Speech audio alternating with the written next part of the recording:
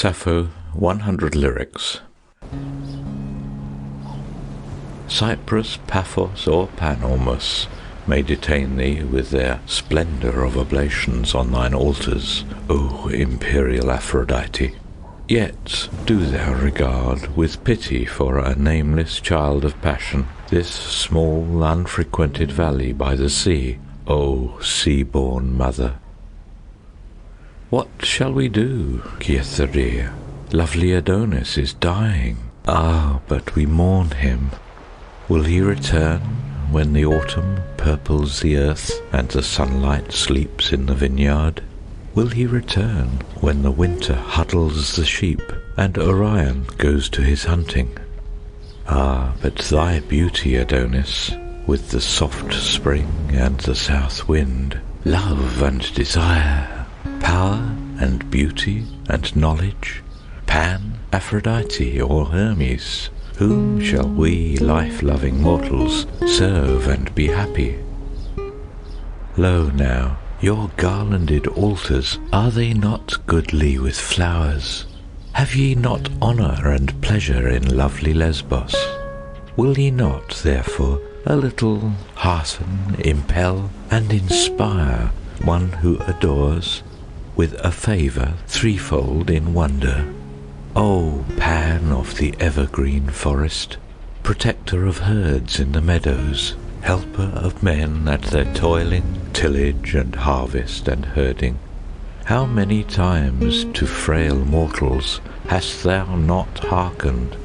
Now even I come before thee with oil and honey and wheat bread, praying for strength and fulfilment of human longing, with purpose ever to keep thy great worship pure and undarkened.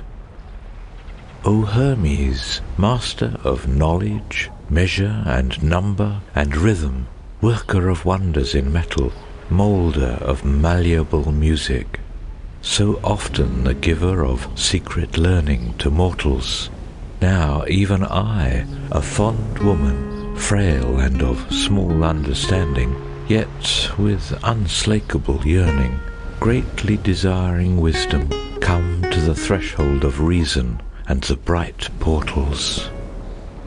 And thou, sea-born Aphrodite, in whose beneficent keeping earth with her infinite beauty, colour, and fashion and fragrance glows like a flower with fervour where woods are vernal, touch with thy lips and enkindle this moon-white, delicate body. Drench with the dew of enchantment this mortal one, that I also grow to the measure of beauty, fleet yet eternal. O Aphrodite, God-born and deathless, break not my spirit with bitter anguish. Thou wilful empress, I pray thee, hither. As once aforetime, well thou didst hearken to my voice far off. Listen, and, leaving thy father's golden house in yoked chariot, come, thy fleet sparrows beating the mid-air over the dark earth, suddenly near me, smiling, immortal.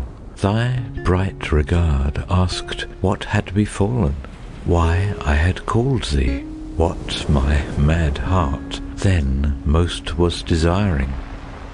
What fair thing wouldst thou lure now to love thee? Who wrongs thee, Sappho? If now she flies thee, soon shall she follow. Scorning thy gifts now, soon be the giver, and a loath loved one soon be the lover. So even now, too, come and release me from mordant love pain, and all my heart's will help me accomplish. Peer of the gods he seems, who in thy presence sits and hears close to him thy silver speech tones and lovely laughter. Ah, but the heart flutters under my bosom when I behold thee even a moment. Utterance leaves me, my tongue is useless. A subtle fire runs through my body, My eyes are sightless, and my ears ringing. I flush with fever, and a strong trembling lays hold upon me. Paler than grass am I, half dead for madness. Yet must I, greatly daring, adore thee, as the adventurous sailor makes seaward for the lost skyline and undiscovered fabulous islands, drawn by the lure of beauty and summer and the sea's secret. The Cyprian came to thy cradle when thou wast little and small, and said to the nurse who rocked thee, Fear not thou for the child, she shall be kindly favoured, and fair, and fashioned well, as befits the lesbian maidens, and those who are fated to love. Hermes came to thy cradle, resourceful, sagacious, serene, and said, The girl must have knowledge, to lend her freedom and poise. Naught will avail her beauty if she have not wit beside. She shall be Hermes' daughter, passing wise in her day. Great Pan came to thy cradle, with calm of the deepest hills, and smiled, They have forgotten the veriest power of life, to kindle her shapely beauty, and illumine her mind withal. I give to the little person the glowing and craving soul. Aphrodite of the foam, who hast given all good gifts, and made Sappho at thy will love so greatly and so much. Ah, how comes it? My frail heart is so fond of all things fair, I can never choose between Gorgo and Andromeda. Nay, but always and forever, like the bending yellow grain or quick water in a channel, is the heart of man. Comes the unseen breath, in power like a great wind from the sea, and we bow before his coming, though we know not why. Let there be garlands, Dika, around thy lovely hair, and supple sprays of blossom twined by thy soft hands. Whoso is crowned with flowers has favour with the gods, who have no kindly eyes for the ungarlanded. When the Cretan maidens, dancing up the full moon round some fair new altar, trample the soft blossoms of fine grass, there is mirth among them. Aphrodite's children ask her benediction on their bridals in the summer night. In a dream I spoke with the Cyprus born, and said to her, Mother of beauty, mother of joy, why hast thou given to men this thing called love, like the ache of a wound in beauty's side, to burn and throb and be quelled for an hour, and never wholly depart? And the daughter of Cyprus said to me, Child of the earth, behold, all things are born and attain, but only as they desire. The sun that is strong, the gods that are wise, the loving heart, deeds and knowledge and beauty and joy. But before all else was desire. Sleep thou in the bosom of the tender comrade, while the living water whispers in the well-run, and the oleanders glimmer in the moonlight. Soon, ah, soon, the shy birds will be at their fluting, and the morning planet rise above the garden, for there is a measure set to all things mortal. Hesperus, bringing together all that the morning star scattered, sheep to be folded in twilight, children for mothers to fondle, me too will bring to the dearest, tenderest breast in all Lesbos. In the grey olive grove a small brown bird had built her nest, and waited for the spring. But who could tell the happy thought that came to lodge beneath my scarlet tunic's fold? All day long now is the green earth renewed with the bright sea wind and the yellow blossoms. From the cool shade I hear the silver plash of the blown fountain at the garden's end. In the apple boughs the coolness murmurs, and the grey leaves flicker where sleep wanders. In this garden all the hot noon I await thy fluttering footfall through the twilight. Pale rose leaves have fallen in the fountain water, and soft reedy flute notes pierce the sultry quiet. But I wait and listen till the trodden gravel tells me, all impatience, it is Phaon's footstep. The courtyard of her house is wide and cool and still when day departs. Only the rustle of leaves is there, and running water. And then her mouth, more delicate than the frail wood anemone, brushes my cheek, and deeper grow the purple shadows. There is a medlar tree growing in front of my lover's house, and there all day the wind makes a pleasant sound, and when the evening comes we sit there together in the dusk and watch the stars appear in the quiet blue. I behold Arcturus going westward down the crowded slope of night dark azure, while the Scorpion with red Antares trails along the sea line to the southward. From the ilex grove there comes soft laughter, my companions at their glad love-making, while that curly-haired boy from Naxos with his jade flute marks the purple quiet. Softly the first step of twilight falls on the darkening dial. One by one kindle the lights in Mytilene. Noises are hushed in the courtyard, the busy day is departing. Children are called from their games, herds from their grazing, and from the deep shadowed angles comes the soft murmur of lovers. Then, through the quiet of dusk, bright sudden laughter.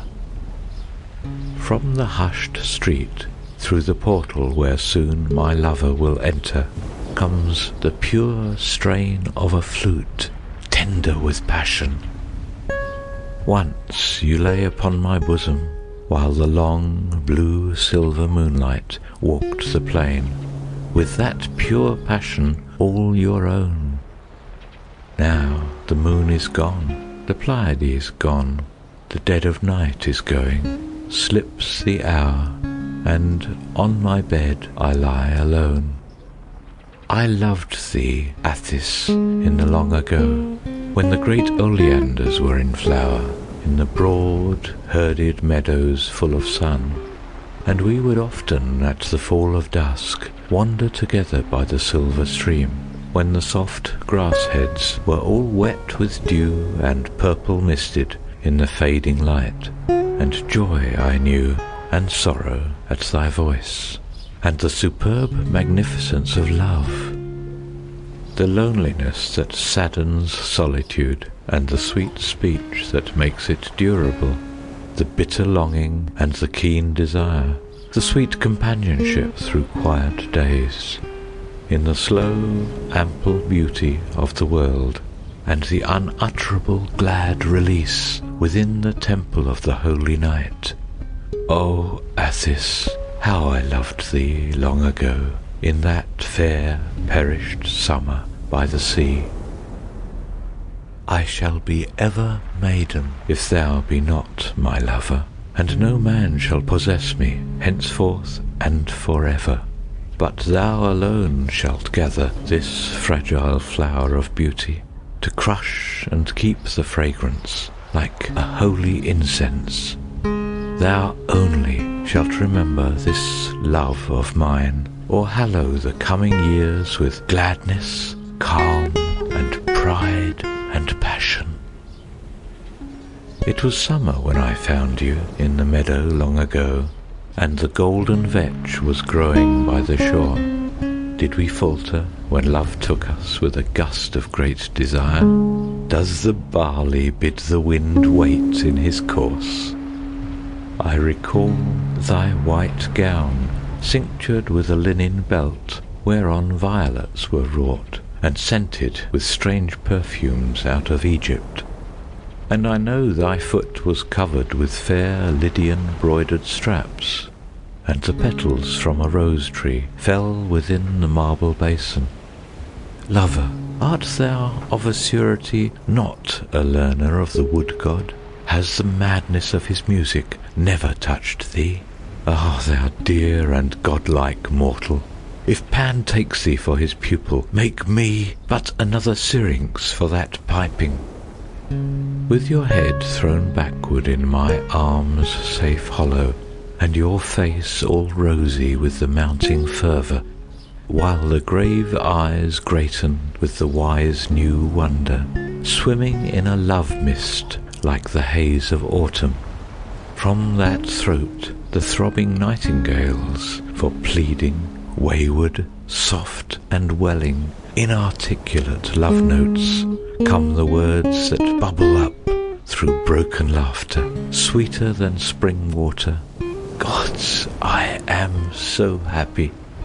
Ah, what am I but a torrent, headstrong, impetuous, broken like the spent clamour of waters in the blue canyon? Ah, what art thou but a fern frond, wet with blown spray from the river, diffident, lovely, sequestered, frail on the rock ledge? Yet are we not, for one brief day, while the sun sleeps on the mountain, wild-hearted lover and loved one, safe in Pan's keeping? Love shakes my soul like a mountain wind falling upon the trees, when they are swayed and whitened and bowed as the great gusts will. I know why Daphne sped through the grove when the bright god came by, and shut herself in the laurel's heart for her silent doom. Love fills my heart like my lover's breath filling the hollow flute, till the magic wood awakes and cries with remembrance and joy. Ah, timid syrinx, do I not know thy tremor of sweet fear? For a beautiful and imperious player is the lord of life. Love, let the wind cry on the dark mountain, bending the ash trees and the tall hemlocks, with the great voice of thunderous legions. How I adore thee! Let the hoarse torrent in the blue canyon, murmuring mightily out of the grey mist of primal chaos, cease not proclaiming, how I adore thee. Let the long rhythm of crunching rollers, breaking and bellowing on the white seaboard, titan and tireless, tell while the world stands, how I adore thee. Love, let the clear call of the tree cricket, frailest of creatures, green as the young grass, mark with his trilling resonant bell note, how I adore thee. Let the glad lark song over the meadow, that melting lyric of molten silver, be for a signal to listening mortals, how I adore thee. But more than all sounds, surer, serener, fuller with passion and exultation, let the hushed whisper in thine own heart say, how I adore thee. Heart of mine, if all the altars of the ages stood before me, not one pure enough nor sacred could I find to lay this white, white rose of love upon. I, who am not great enough to love thee with this mortal body so impassionate with ardour, but oh, not too small to worship while the sun shall shine. I would build a fragrant temple to thee in the dark green forest, of red cedar and fine sandal, and there love thee with sweet service, all my whole life long. I would freshen it with flowers, and the piney hill wind through it should be sweetened with soft fervours of small prayers in gentle language thou wouldst smile to hear, and a tinkling eastern wind bell with its fluttering inscription from the rafters with bronze music should retard the quiet fleeting of uncounted hours. And my hero, while so human, should be even as the gods are, in that shrine of utter gladness, with the tranquil stars above it and the sea below.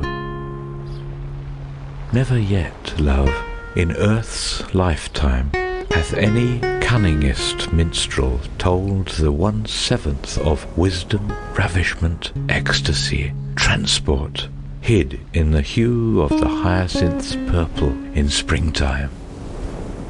Not in the lyre of Orpheus, not in the songs of Musaeus, lurked the unfathomed bewitchment wrought by the wind in the grasses, held by the rote of the sea surf in early summer. Only to exquisite lovers fashioned for beauty's fulfilment, mated as rhythm to reed stop whence the wild music is moulded, ever appears the full measure of the world's wonder.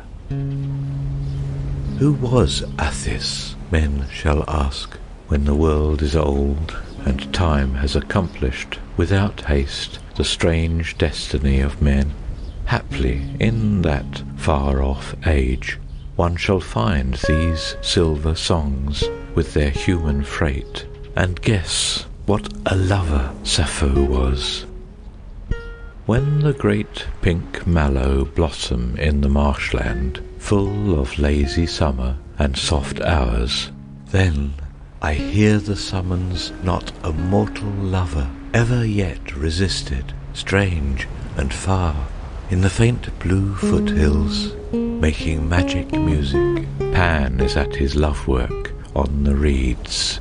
I can guess the heart stop, fall and lull and sequence, full of grief for Syrinx long ago.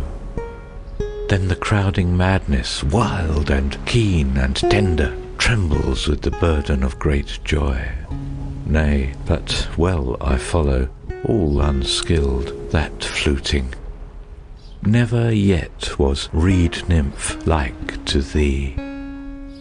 When I pass thy door at night, I a benediction breathe.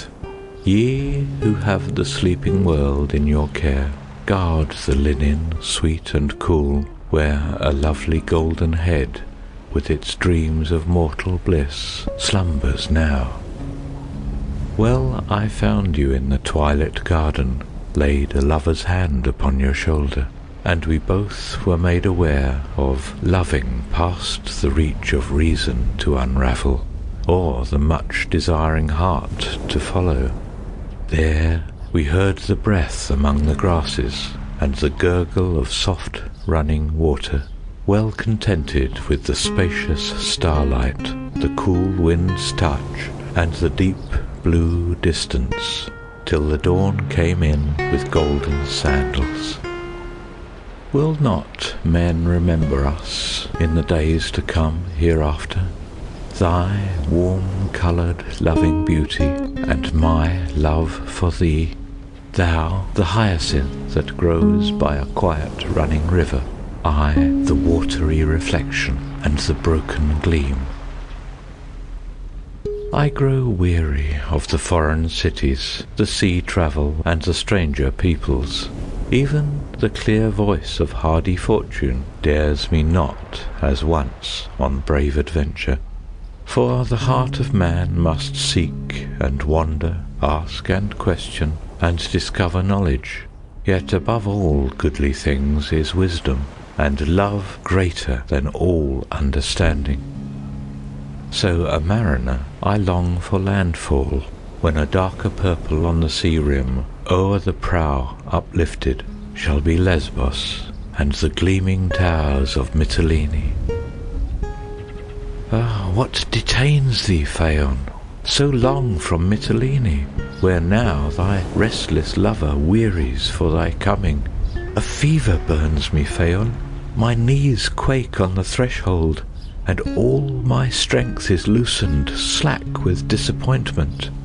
But thou wilt come, my Phaon, back from the sea like morning, to quench in golden gladness the ache of parted lovers. Phaon, O my lover, what should so detain thee, now the wind comes walking through the leafy twilight? All the plum leaves quiver with the coolth and darkness, after their long patience in consuming ardour, and the moving grasses have relief. The dew drench comes to quell the parching ache of noon they suffered. I, alone of all things, fret with unsluiced fire, and there is no quenching in the night for Sappho, since her lover Phaon leaves her unrequited. O heart of insatiable longing, what spell, what enchantment allures thee over the rim of the world with the sails of the sea-going ships? And when the rose petals are scattered at dead of still noon on the grass plot, what means this passionate grief, this infinite ache of regret? Surely, somehow, in some measure, there will be joy and fulfilment.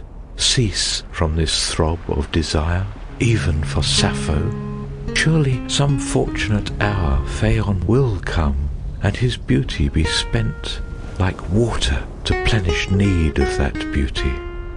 Where is the breath of Poseidon, cool from the sea floor with evening? Why are Selene's white horses so long arriving? Oh, but my delicate lover, is she not fair as the moonlight? Is she not supple and strong for hurried passion? Has not the god of the green world, in his large tolerant wisdom, filled with the ardours of earth her 20 summers?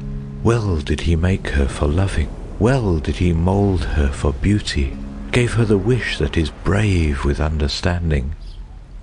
O Pan, avert from this maiden sorrow, misfortune, bereavement, harm, and unhappy regret. Praise one fond mortal. Softer than the hill fog to the forest are the loving hands of my dear lover, when she sleeps beside me in the starlight, and her beauty drenches me with rest. As the quiet mist enfolds the beech trees, even as she dreams, her arms enfold me, half awaking with 100 kisses on the scarlet lily of her mouth. I seek and desire, even as the wind that travels the plain and stirs in the bloom of the apple tree. I wander through life with the searching mind that is never at rest, till I reach the shade of my lover's door. Like torn sea kelp in the drift of the great tides of the sea, carried past the harbour mouth to the deep beyond return, I am buoyed and borne away on the loveliness of earth, little caring, save for thee, past the portals of the night. Fine woven purple linen I bring thee from Phocia, that beauty upon beauty, a precious gift, may cover the lap where I have lain, and a gold comb and girdle and trinkets of white silver and gems are in my sea chest, lest, poor and empty-handed, thy lover should return. And I have brought from Tyre a pan-flute stained vermilion, wherein the gods have hidden love and desire and longing, which I shall loose for thee. When I am home from travel, my eager foot will stay not until I reach the threshold where I went forth from thee. And there, as darkness gathers in the rose-scented garden, the god who prospers music shall give me skill to play, and thou shalt hear, all startled, a flute blown in the twilight with the soft pleading magic the greenwood heard of old. Then, lamp in hand, thy beauty in the rose marble entry, and unreluctant Hermes shall give me words to say. When I behold the Pharos shine and lay a path along the sea, how gladly I shall feel the spray standing upon the swinging prow, and question of my pilot old, how many watery leagues to sail ere we shall round the harbour reef and anchor off the wharves of home. Is the day long, O lesbian maiden, and the night endless in thy lone chamber in Mytilene? All the bright day until welcome evening, when the stars kindle over the harbour, what tasks employ thee? Passing the fountain at golden sundown, one of the home-going traffickers, hast thou thought of thy lover?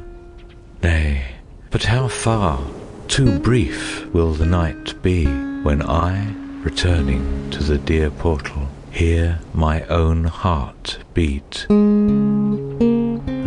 on the distance, a dark blue ravine, a fold in the mountainous forests of fir, cleft from the skyline sheer down to the shore.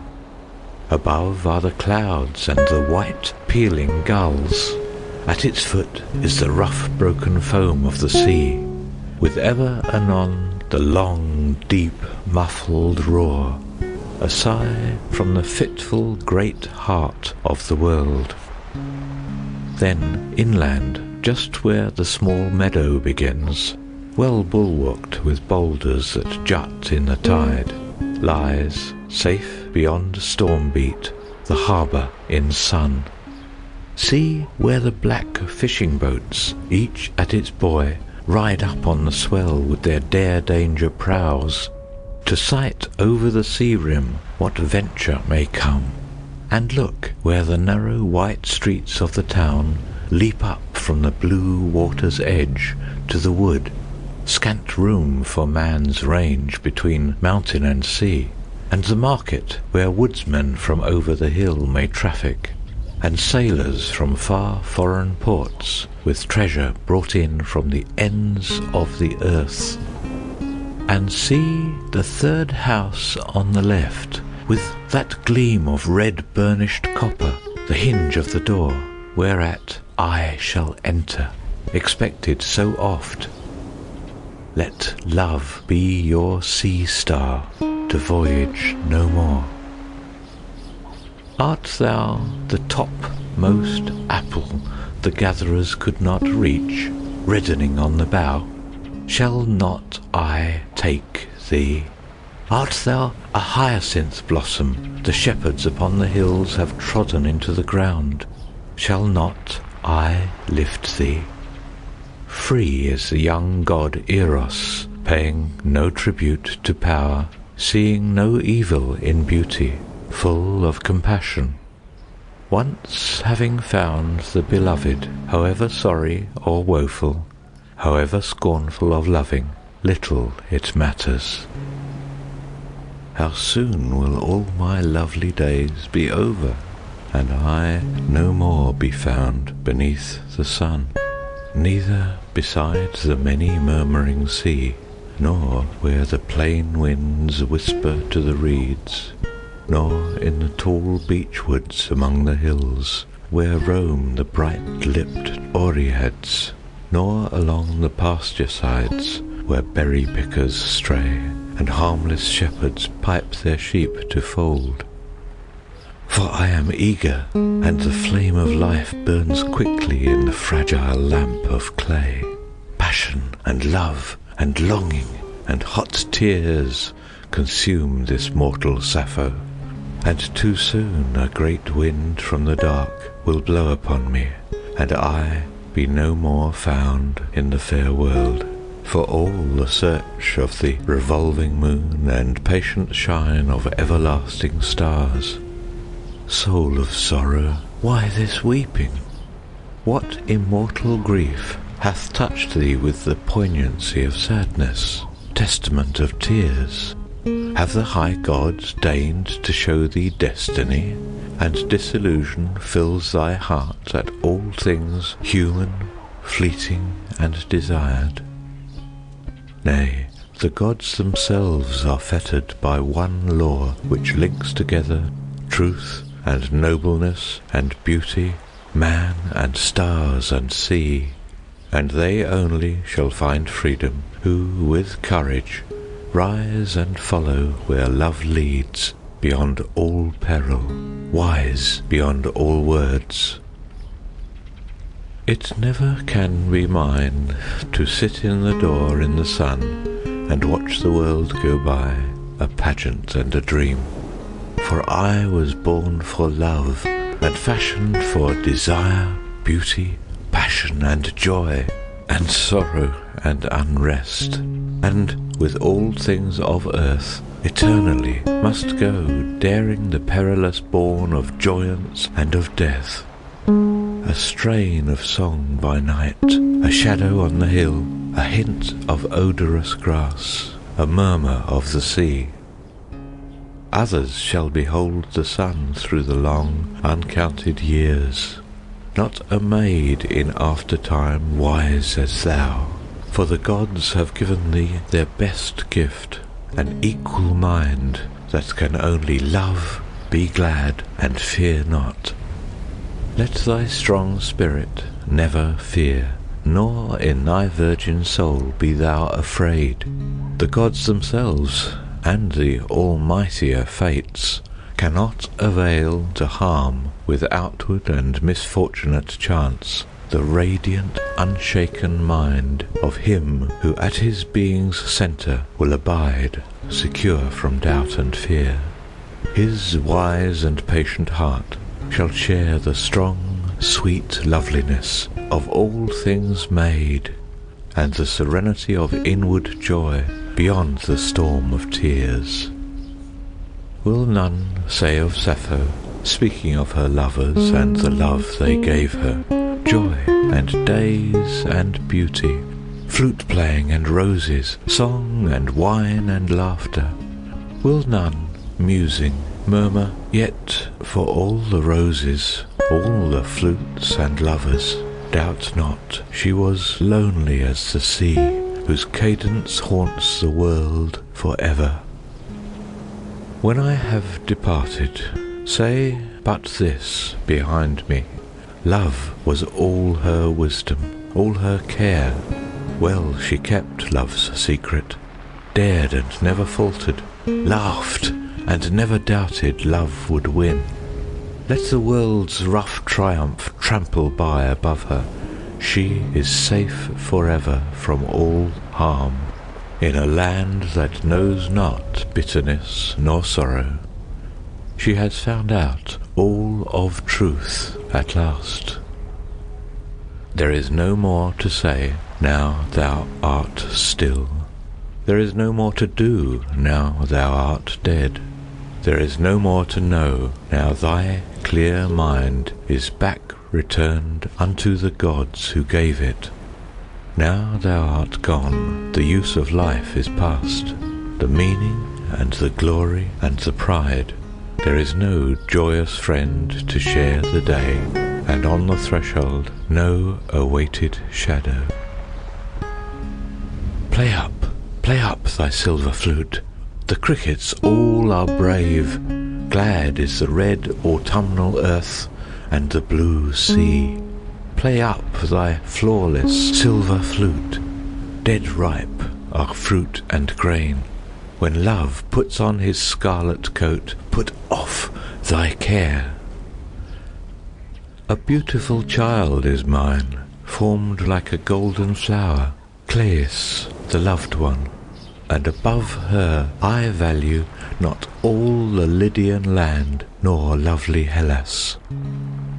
Ah, but now, henceforth, only one meaning has life for me. Only one purport, measure, and beauty has the bright world. What mean the woodwinds, colour and morning, bird, stream, and hill? and the brave city with its enchantment. Thee, only thee.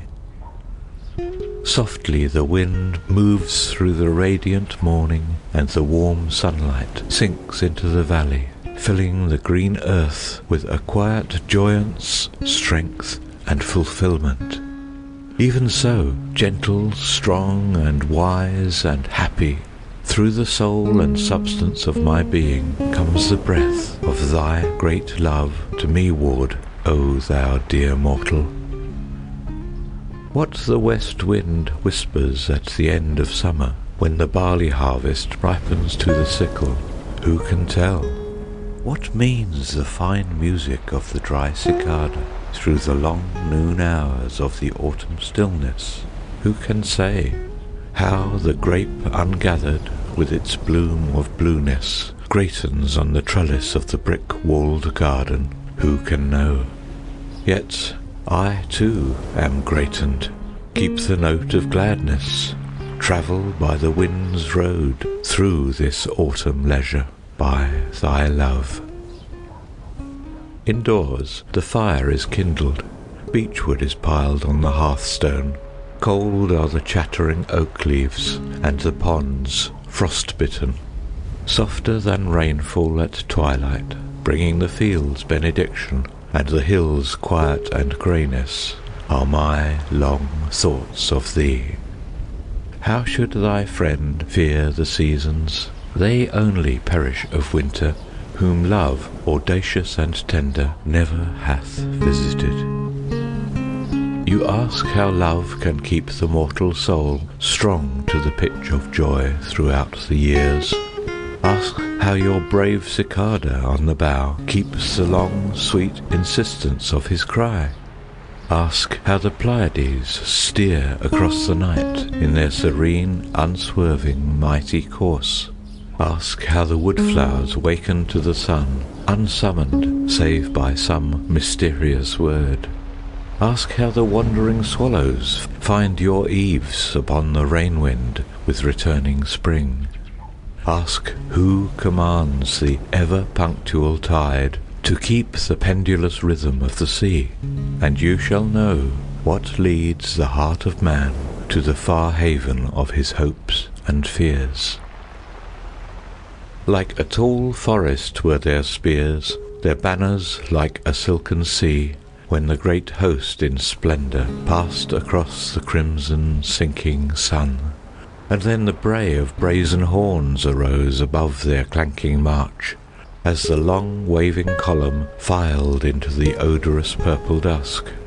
O lover, in this radiant world, whence is the race of mortal men so frail, so mighty, and so fond, that fleets into the vast unknown? My lover smiled. O friend, ask not the journey's end, nor whence we are. That whistling boy who minds his goats so idly in the grey ravine, the brown-backed rower drenched with spray, the lemon seller in the street, and the young girl who keeps her first wild love-tryst at the rising moon. Lo, these are wiser than the wise, and not for all our questioning shall we discover more than joy, nor find a better thing than love. Let pass the banners and the spears, the hate, the battle, and the greed, for greater than all gifts is peace, and strength is in the tranquil mind. Ye who have the stable world in the keeping of your hands, flocks and men, the lasting hills, and the ever-wheeling stars, ye who freight with wondrous things the wide-wandering heart of man, and the galleon of the moon on those silent seas of foam, oh, if ever ye shall grant time and place and room enough to this fond and fragile heart, stifled with the throb of love, on that day one grave-eyed fate, pausing in her toil, shall say, Lo, one mortal has achieved immortality of love. I heard the gods reply, Trust not the future with its perilous chance, The fortunate hour is on the dial now. Today be wise and great, and put off hesitation, and go forth with cheerful courage for the diurnal need. Stout be the heart, nor slow the foot to follow the impetuous will, nor the hand slack upon the loom of deeds. Then may the fates look up and smile a little in their tolerant way, being full of infinite regard for men. The sun on the tide, the peach on the bough, the blue smoke over the hill, and the shadows trailing the valley side make up the autumn day. Ah, no, not half. Thou art not here under the bronze beech leaves, and thy lover's soul, like a lonely child, roams through an empty room. If death be good, why do the gods not die? If life be ill, why do the gods still live? If love be naught, why do the gods still love? If love be all, what should men do but love? Tell me what this life means, O my prince and lover, with the autumn sunlight on thy bronze gold head, with thy clear voice sounding through the silver twilight. What is the lost secret of the tacit earth?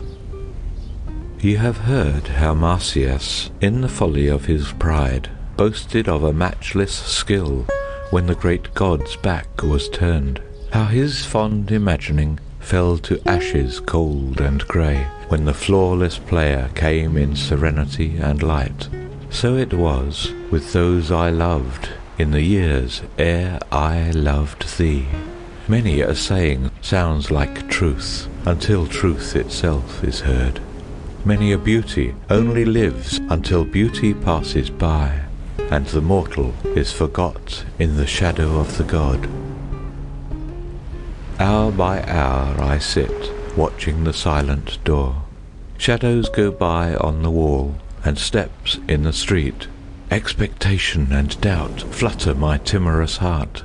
So many hurrying home, and thou still away.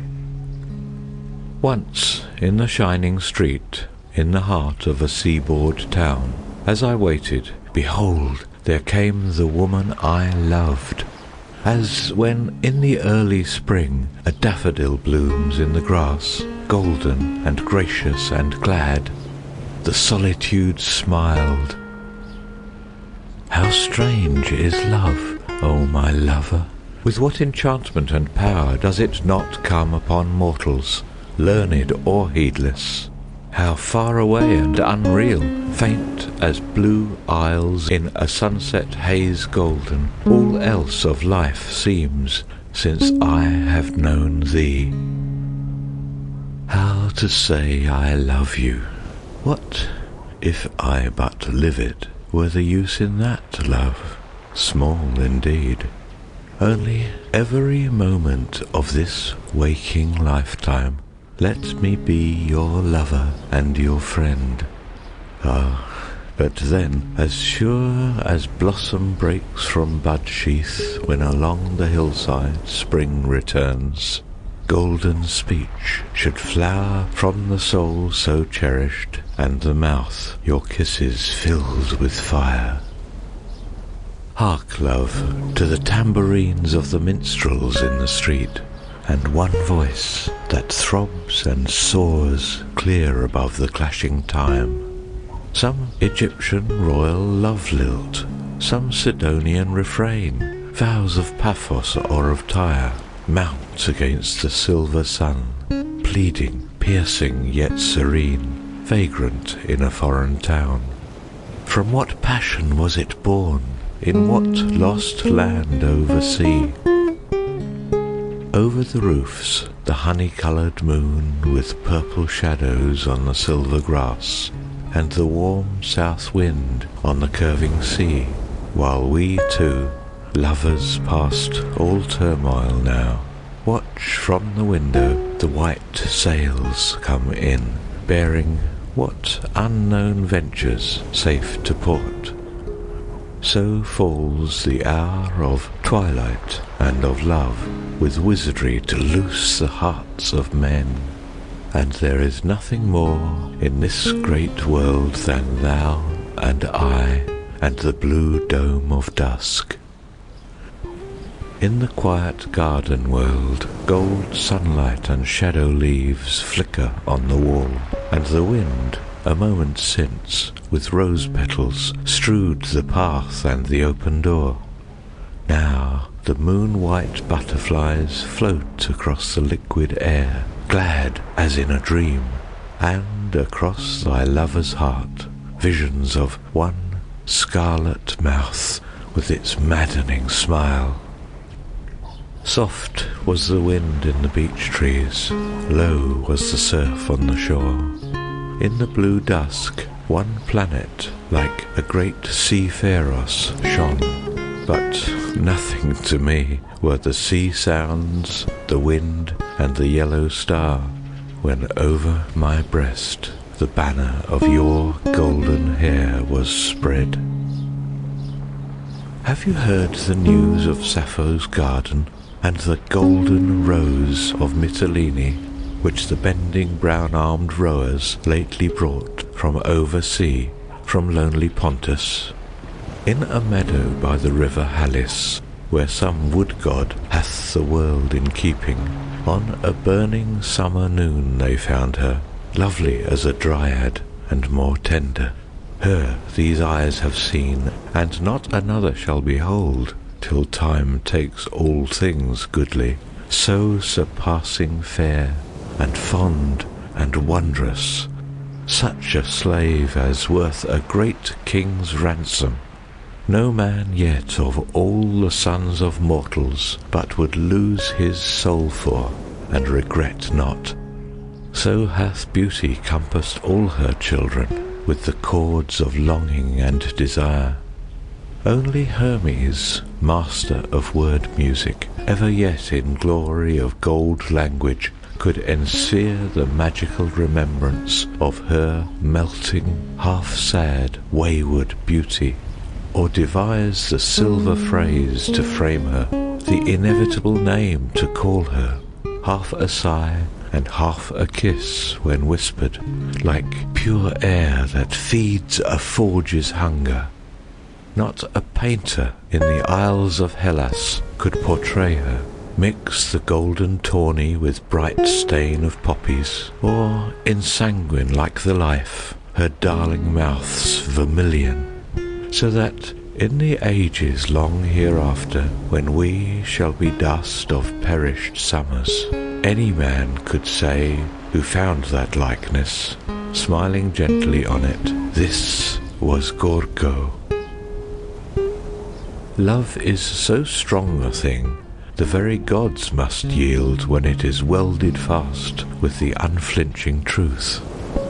Love is so frail a thing, a word, a look will kill.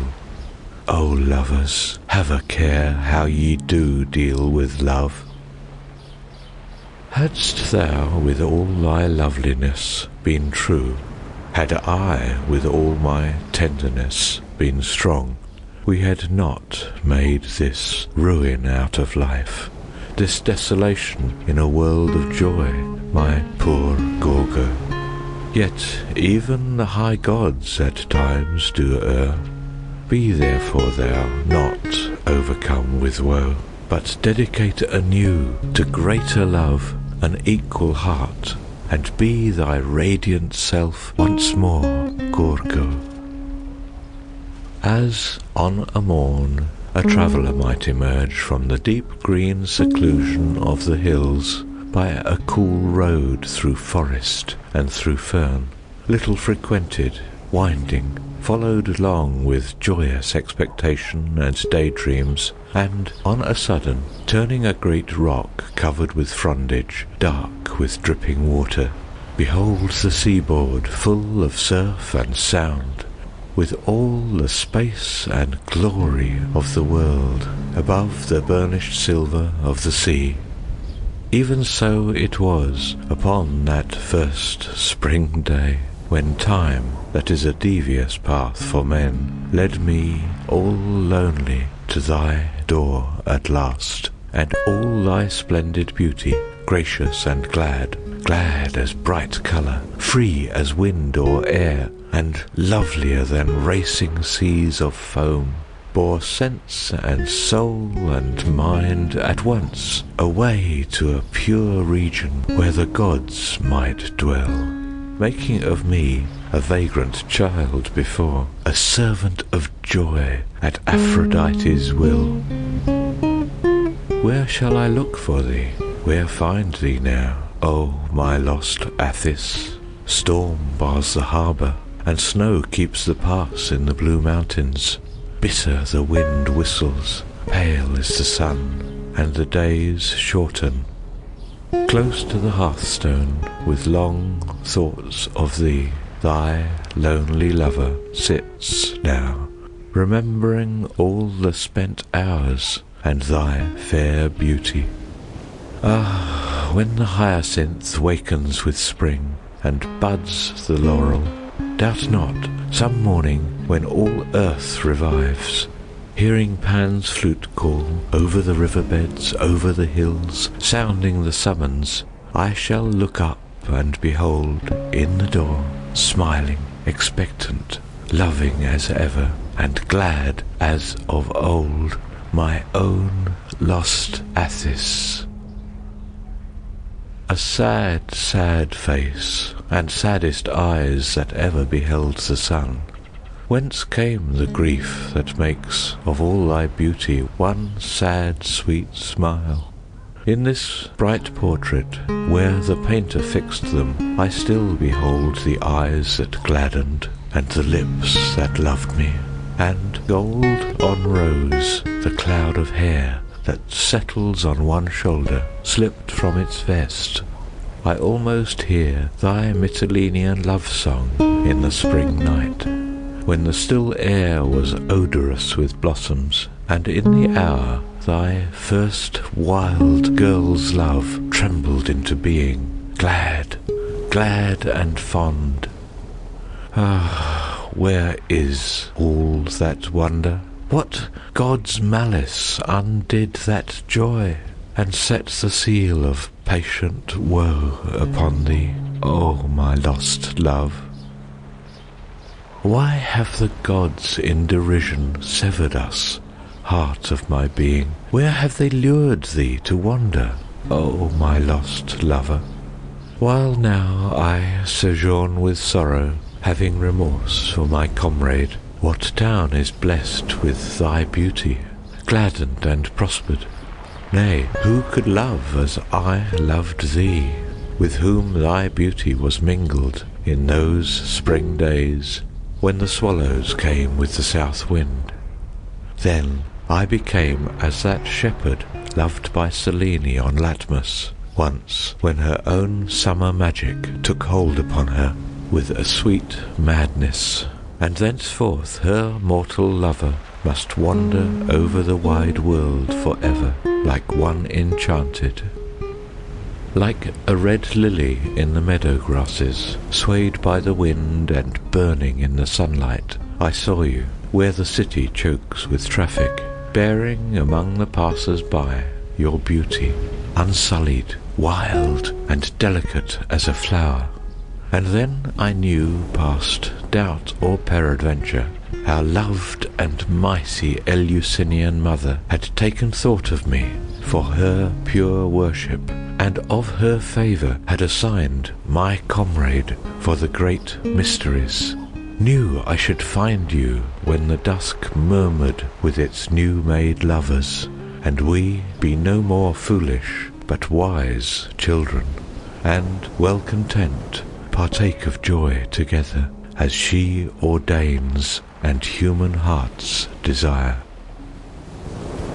When in the spring the swallows all return, and the bleak bitter sea grows mild once more, with all its thunders softened to a sigh, when to the meadows the young green comes back, and swelling buds put forth on every bough, with wild wood odours on the delicate air, Then in that so lovely earth wilt thou with all thy beauty love me all one way, and make me all thy lover as before? Lo, where the white-maned horses of the surge, plunging in thunderous onset to the shore, trample and break and charge along the sand. Cold is the wind where Daphne sleeps, that was so tender and so warm with loving, with a loveliness than her own laurel lovelier. Now pipes the bitter wind for her, and the snow sifts about her door, while far below her frosty hill the racing billows plunge and boom. Hark, where Poseidon's white racing horses trample with tumult the shelving seaboard. Older than Saturn, older than Rhea, that mournful music falling and surging, with the vast rhythm ceaseless, eternal, keeps the long tally of all things mortal. How many lovers hath not its lulling cradled to slumber with the ripe flowers, ere for our pleasure this golden summer walked through the cornlands in gracious splendour? How many loved ones will it not croon to in the long spring days through coming ages, when all our daydreams have been forgotten, and none remembers even thy beauty? They too shall slumber in quiet places, and mighty sea sounds call them unheeded. Hark, my lover, it is spring. On the wind a faint, far call wakes a pang within my heart, unmistakable and keen. At the harbour mouth a sail glimmers in the morning sun, and the ripples at her prow whiten into crumbling foam. As she forges outward bound for the teeming foreign ports, through the open window now hear the sailors lift a song. In the meadow ground the frogs with their deafening flutes begin the old madness of the world in their golden throats again. Little fifers of live bronze, who hath taught you with wise lore to unloose the strains of joy when Orion seeks the west? And you feathered flute players, who instructed you to fill all the blossomy orchards now with melodious desire? I doubt not our father Pan hath a care of all these things. In some valley of the hills, far away and misty blue, by quick water he hath cut a new pipe, and set the wood to his smiling lips, and blown, that earth's rapture be restored, and those wild Pandian stops mark the cadence life must keep. O my lover, be thou glad, it is spring in Hellas now. When the early soft spring wind comes blowing over Rhodes and Samos and Miletus, from the 7 mouths of Nile to Lesbos, freighted with sea odours and gold sunshine, what news spreads among the island people in the marketplace of Mytilene, lending that unwonted stir of gladness to the busy streets and thronging doorways? Is it word from Ninus or Arbela, Babylon the Great, or northern Imbros? Have the laden galleons been sighted, stoutly labouring up the sea from Tyre? Nay, 'tis older news. That foreign sailor with the cheek of sea tan stops to prattle to the young fig seller with her basket, and the breasts that bud beneath her tunic, and I hear it in the rustling tree-tops. All this passionate, bright, tender body quivers like a leaf the wind has shaken. Now love wanders through the isles of springtime. I am more tremulous than shaken reeds, and love has made me like the river water. Thy voice is as the hill wind over me, and all my changing heart gives heed, my lover. Before thy least lost murmur I must sigh, or gladden with thee as the sun-path glitters. Over the wheat field, over the hill crest, swoops and is gone the beat of a wild wing, brushing the pine tops, bending the poppies, hurrying northward with golden summer. What premonition, O purple swallow, told thee the happy hour of migration? Hark! On the threshold, hush, flurried heart in me, was there a footfall? Did no one enter? Soon will a shepherd in rugged Dacia, folding his gentle ewes in the twilight, lifting a level gaze from the sheepfold, say to his fellows, Lo, it is springtime.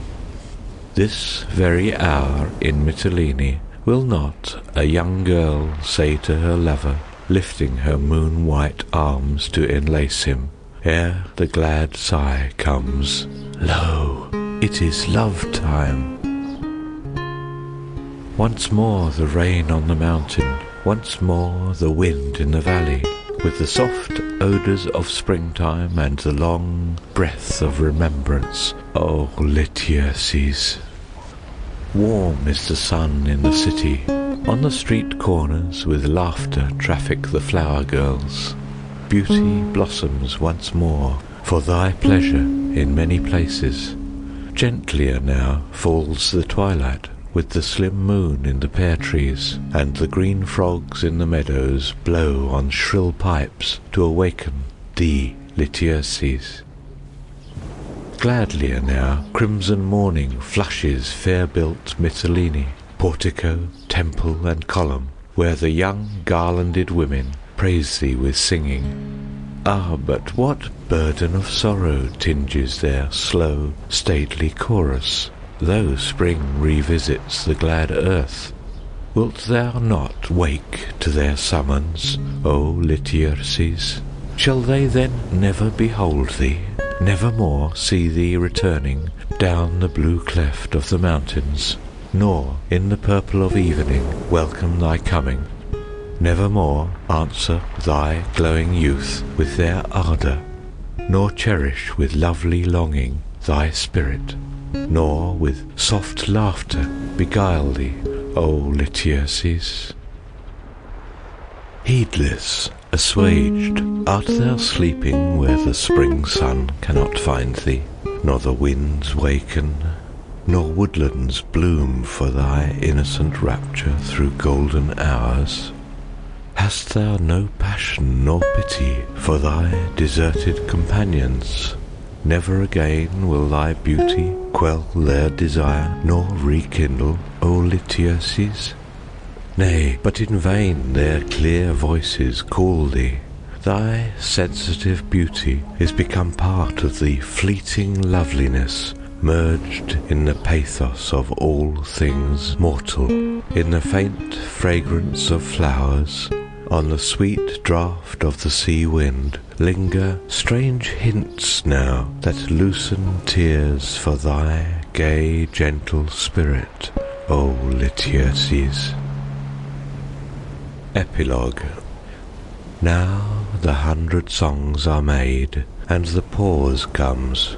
Loving heart, there must be an end to summer, and the flute be laid aside. On a day the frost will come, walking through the autumn world, hushing all the brave endeavour of the crickets in the grass. On a day, oh, far from now, earth will hear this voice no more, for it shall be with thy lover as with Linus long ago. All the happy songs he wrought from remembrance soon must fade, as the wash of silver moonlight from a purple dark ravine. Frail as dew upon the grass, or the spindrift of the sea, out of nothing they were fashioned, and to nothing must return.